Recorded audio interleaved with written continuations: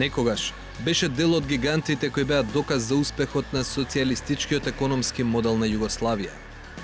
Денес, фабриката Охис е само еден од символите за неуспешната македонска транзиција кон пазарната економија.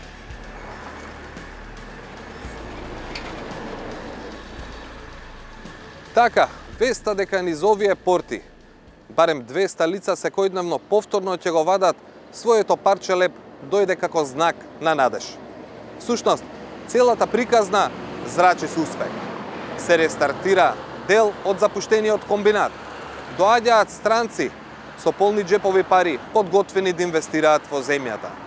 И сето тоа по заслуга на доскорешната влада и владеачка партија.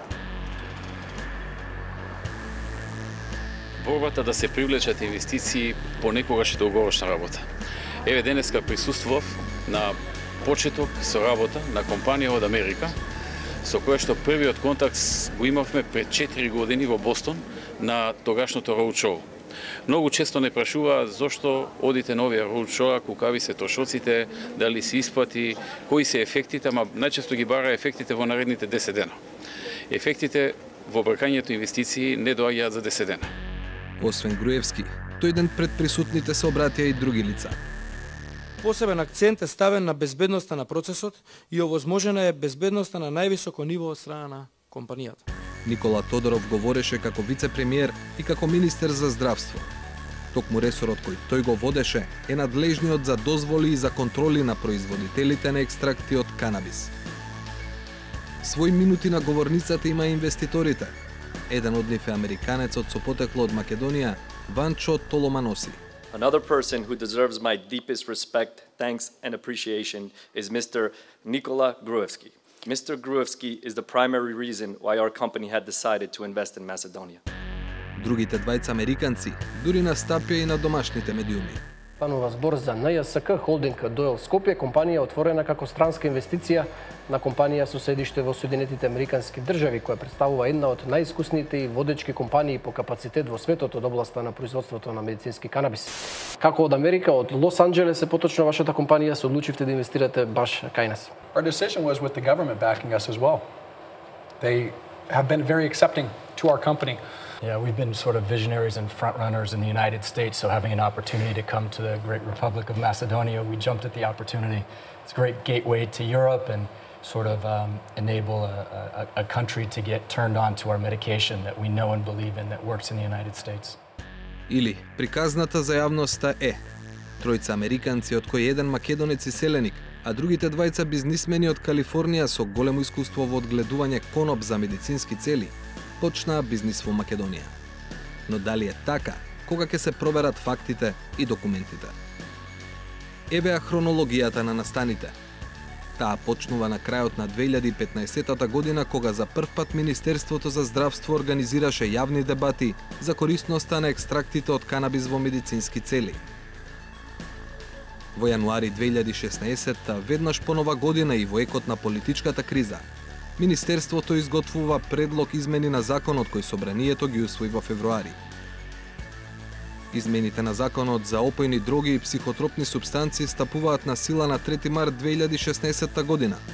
Од тој момент, во Македонија е легално да се произведуваат екстракти од канабис за медицински цели, но фирмите не можат да бараат дозволи, бидејќи недостасуваат подзаконски акти.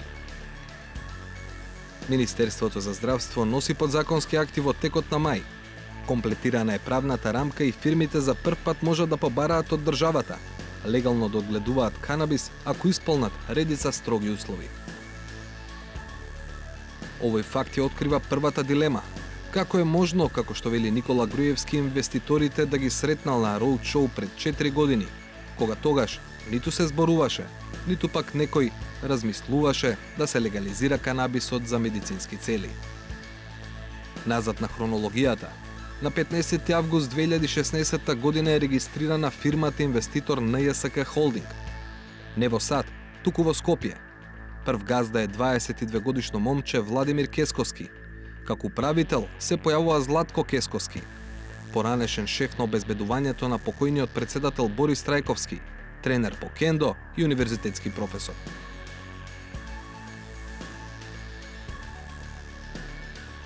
За неполни 4 месеци од основањето на почетокот на декември, НСК на Кесковски добива одобрение да одгледува канабис за медицински цели од Министерството за здравство, на чие чело е Никола Тодоров. Меѓу условите кои морала да ги исполни фирмата е да има барем 4 вработени, меѓу кои и експерти во дејноста. Согласност на одобрувањето дава владата. Завршува годината, компанијата во 2016 година потрошила 0 денари за плати. Како што пишува во изводот од Централниот регистар, тоа значи дека немала ниту еден вработен во текот на 2016 година. Овој факт значи и дека НСК добила одобрение од Никола Тодоров спротивно на законот и подзаконските акти. На 16 февруари оваа година НСК добива нов газда. 22 годишниот Владимир Кесковски ја продава фирмата на Phalanx Holdings од даночниот рај Делавер, држава во рамките на САД. Делавер е неспротивниот брег од американскиот континент од Калифорнија, од каде се тврди дека се инвеститорите. Според официјалните документи кои ги обезбеди 360 степени, фирмата во Делавер е направена на 31 август 2016 година, односно 2 недели откако е регистрирана НСК во Скопје. Кој е газда на фирмата во Делавер не е јавно достапен факт, бидејќи државата обезбедува тајност на тие податоци. Иако фирмата добива странски газди, новите сопственици си го задржуваат стариот директор, Златко Кесковски.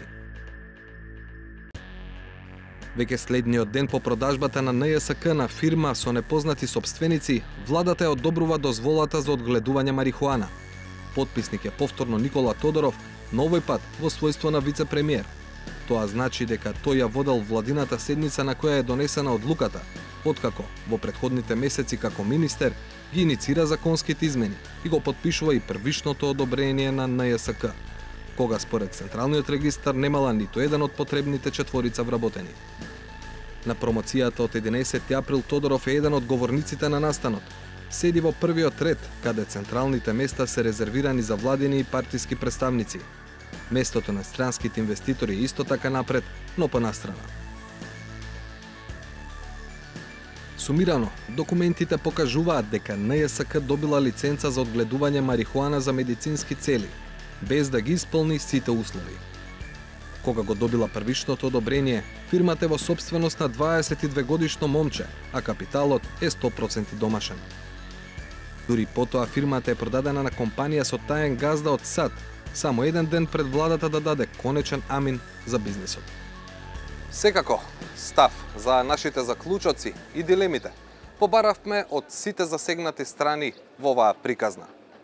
Почнавме од надлежниот орган, Министерството за здравство. Но, за разлика од нивната отвореност и подготвеност за јавни настапи, кога се менуваше законот и кога се промовираше новата инвестиција, од Министерството, барем до овој момент решија да не одговорат на поставените прашања. По неколкудневни преписки, одговор добивме од инвеститорите. Комуникацијата течеше само со Ванчо Толоманоси, кој во моментов работи во компанија која нуди советување за информатички технологии, а зад себе има и актерска кариера.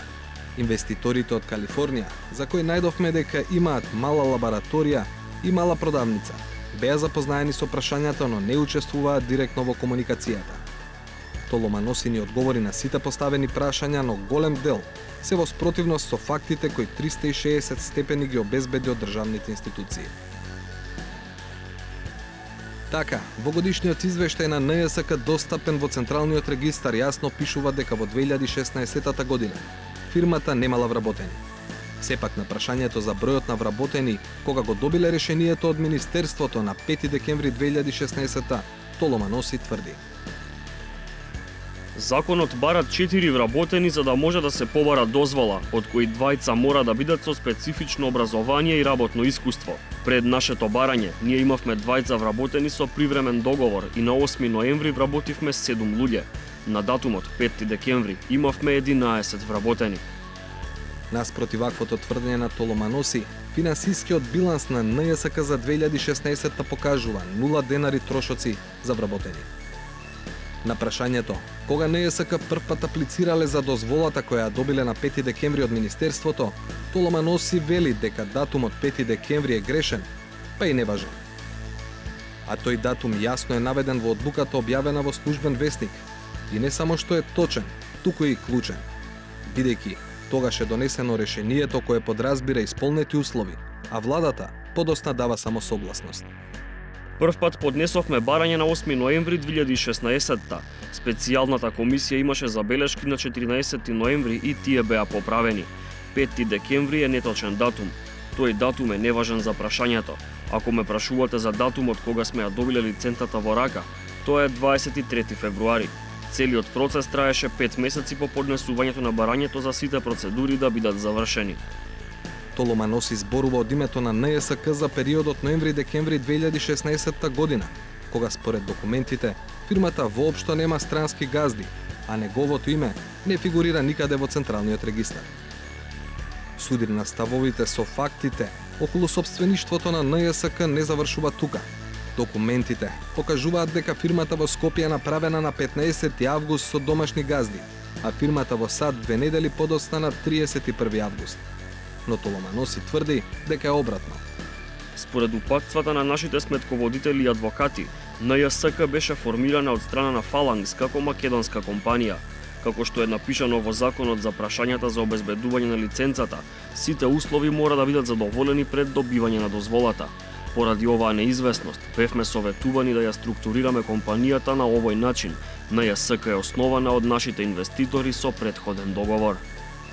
Документите од Македонскиот централен регистар покажуваат дека американската фирма Фаланкс ја купува македонската НСК дури во февруари оваа година.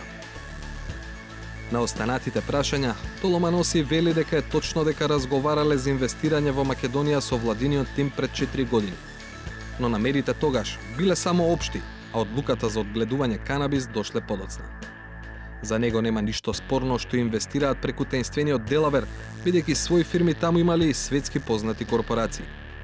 Одби да ни ги откри имињата на сите луѓе кои стојат зад Фаланкс, но ни обелодени уште двајца инвеститори, од кои едниот е екс-кошаркарот Катино Мобли. Сите одговори на Толоманоси покрај нашите барања засега се без подкрепа од соодветна документација. Наспроти неговите ставови се документите кои фрлаат сериозен сомнеж дека фирмата која веќе работи во кругот на Охис добила решение од Министерството без да исполни дел од законските услови.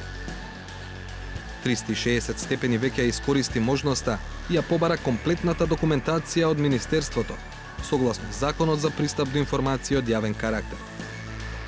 Рокот за достава не е пробиен, но по 20 дена чекање, јасно е дека владиниот ресор не брза со одговорот.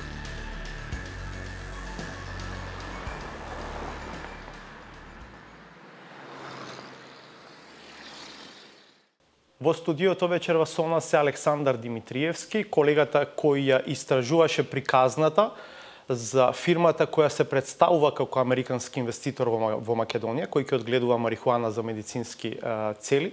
Александар, ти овие последни денови си во интензивна комуникација со луѓето кои што себе си се представуваат како представници на американската фирма, иако нивните имиња не може да се најдат никаде во официјално достапните документи. Така, последната размена на комуникација всушност беше и кратко пред почетокот на оваа емисија со господинот Толоманоси. Накусо во таа последна комуникација тој практично и призна дека фирмата НСК од Скопје немала вработени лица на своје име, но од друга страна ни испрати фотографија од склучен договор помеѓу компанијата НСК од Скопје со Агенција за привремени вработувања, и тоа е на оној датум кога и тие аплицирале за дозвола да одгледуваат канабис во Република Македонија. Практично тој вели: ова е доказот дека ние имавме ангажирано лица пред да поднесеме барање за да добиеме лиценца. Но тоа што исто така овој договор го покажува, дека не станува збор за трајни вработувања, туку практично станува збор за позајмување на работници од страна на Агенција за привремени вработувања. Рака на срце, само ова морам да го дополнаме, дека имаме само дел од документот, кој што ги прикажува двете договорни страни. Толку ни беше испратено. Толку ни беше испратено, не и делот кој што кажува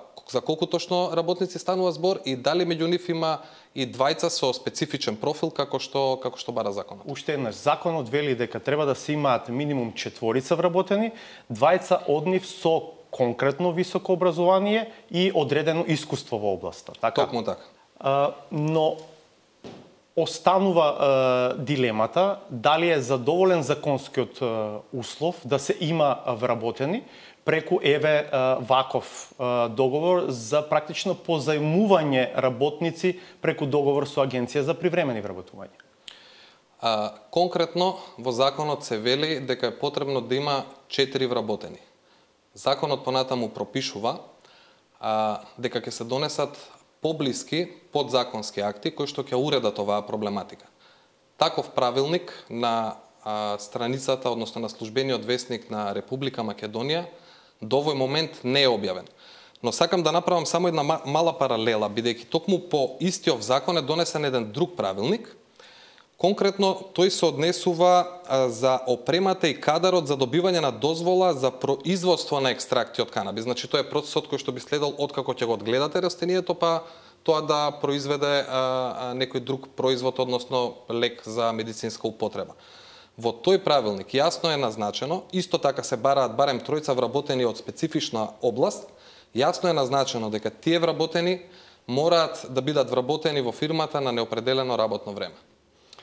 Да, и ако ја влечеме сега аналогијата со овој случај, логично би било слично решение да се или исто решение да се аплицира и околу фирмите кои што би одгледувале марихуана. Така би требало да биде логично, бидејќи барем и она што јавноста можеше да го слушне, државата сака да биде наводно многу предпазлива кон ова прашање, бидејќи сепак станува збор за производство на марихуана, односно нешто што во најголемиот дел светот се доживува како опојна дрога, па и во нашиот законот вели за опојни дроги. Знам дека дел од дополнителната комуникација која што ја имавте со овие луѓе, кои што пак јас ке кажам се представуваат како луѓе кои што стојат зад американскиот инвеститор, иако никаде тоа не можеме ние да го потврдиме. Што велат кога се соочени со прашања поврзани со фактот дека во ноември и декември, кога се случува процедурата за добивање одобрение за одгледување марихуана, нема никаква формална трага дека станува збор за странска, односно за американска компанија. Тоа е компанија регистрирана според македонските закони и тоа е ДООЛ, друштво со едно физичко лице собственик. Имаа шанса гледачите да видат како се вика тоа лице во прилогот, но нема никаква трага до тој момент дека има американски инвеститор. За овој дел најдобро е да го прочитам целосниот одговор кој што го добив од господинот Толманоси, кој вели дека сите пари на НЈСК, тоа е фирмата во Скопје, ги дадоа нашите инвеститори и ние ја направивме НЈСК. Владимир Кесковски беше најмен од наша страна како агент и му беа дадени насоки од наша страна согласно претходен договор. Не сакавме да направиме сложена структура, бидејќи ако не добиевме лиценца ќе беше многу скапо да се затвори фирмата и да се средат документите за даноци.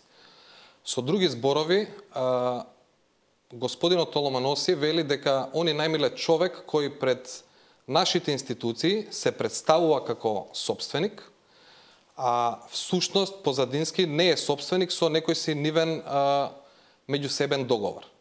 Практично излегува, ајде сега да карикирам, дека си најмиле газда на фирма, си најмиле работници, аплицирале, добиле дозвола и еве сега се пред производство. Но што им значи на македонските власти ова? Апсолутно ништо. Бидејќи аплицирала НЈСК во собствеништво на Владимир Кесковски, а не НЈСК во собствеништво на американска фирма која што наводно има искуство во одгледување марихуана. Како што кажавме во историјата, првпат американските инвеститори се појавуваат на 16 февруари, барем пред македонските институции. Тоа е еден ден пред и владата формално да ја потврди првичната одлука на Министерството за здравство. Се што се случувало претходно, според документите кои што ги имаме во нашиот централен регистар, го покажуваат спротивното, односно дека домашна фирма си добила лиценца за одгледување, која што потоа, барем според документите, изгледа дека е продадена на странски субјект. Добро, тоа е засега она што го имаме, ќе продолжиме да ги истражуваме овие елементи кои што вечерва можеби делумно ги оставаме отворени. Секако дека ќе продолжиме. Во прилогот кажавме дека многу важен елемент секако ќе биде и документацијата која веќе ја бараме повеќе од 20 дена од Министерството за здравство, која што секако би требало да открие како ги препознале работниците кои што НСК ги пријавил во име на добивање на лиценцата, но остануваме секако во комуникација со инвеститорите. Нашите врати се отворени и за нивните ставови по однос на нашите наводи. Добро, благодарам. Продолжуваме да истражуваме.